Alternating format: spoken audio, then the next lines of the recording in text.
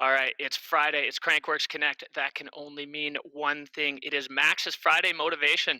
And if you want to talk motivation, there are very few riders more motivated than this man. Tyler McCaul has done it all. He is a rampage regular, always has the wildest moves.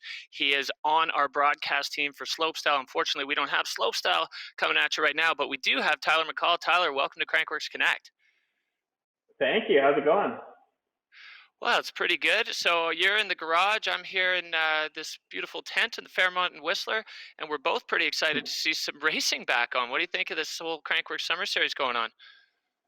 I am pretty jealous of everybody in BC right now. It sounds like one of the best times ever. I got to go to Silver Star, I think, 5 years ago, 2015, and it was one of my favorite places ever. I just love BC, all of it.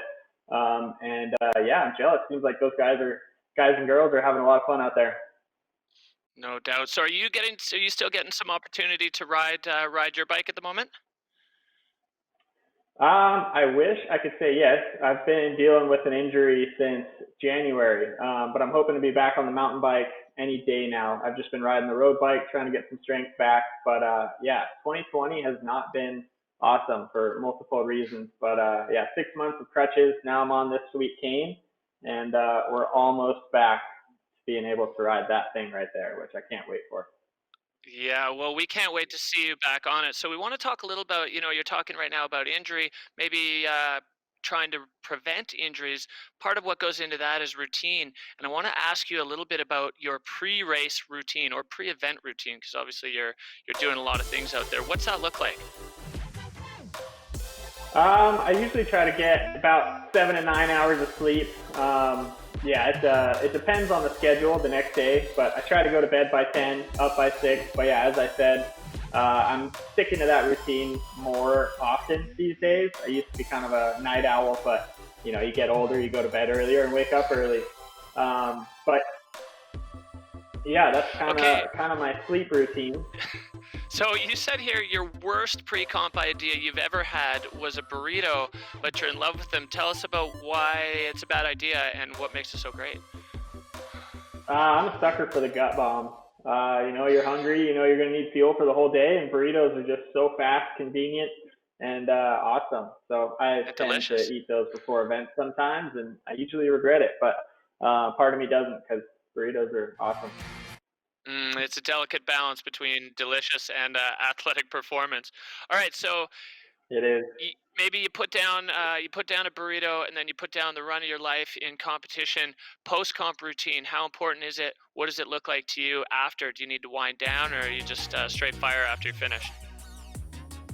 It depends on how the event went. If it went awesome, I'll usually try to go get some party laps in and then head to the bar, head to a restaurant, get some buffalo wings and a beer.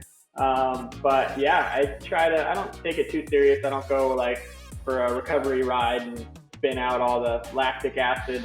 Maybe you should. I just try to have fun with it and enjoy the rest of my day. And yeah, get some party laps in with everybody if the lifts are still running. Yeah, party laps are probably the most fun part of any of these Crankworks event. You get everybody together from all over the world, or right now it's all over the province, and then just ripping with your friends. So ripping with your friends, that's part of what Crankworks is about. But the other part of it is competition.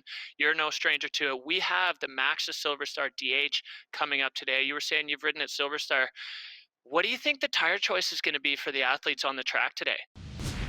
Maybe I can run through. We got super dry conditions at Silver Star. I'm going to go the DHR on the back and probably the Assegai on the front. That thing is so grippy and it covers all conditions.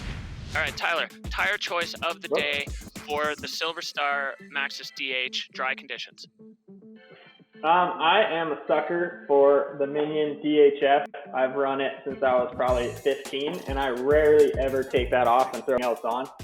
But now we have Assegai here, which I've been running sometimes. It's kind of a good all-around tire, especially if it's a little moist, but it works really good in the dry as well. But Minion DHF, you just kind of can't go wrong, especially if it's dry and loose. I run them front and rear. Um, and yeah, I don't think it gets much better. That's what I ran when I was at Silver Star, and I loved it. But yeah, I'm a sucker for the Minion, that's for sure.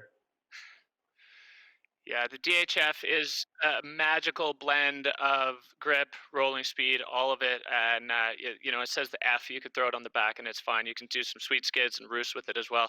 Tyler McCaul, I want to say a huge Yep. thank you. We miss you up here at Crankworx. Can't wait till we get that border open and can get all of you guys back up here to join us. Thank you so much for joining us, giving your advice, pre-race routine, post-comp routine, beer and a burrito. Maybe wait till after, and your tire choice. We're going to take a quick look we're going to take a close look, sorry, at the athletes' wheels, see what tires they're running. Hopefully, they're following your advice. Thanks, Tyler. Right on. Good chatting.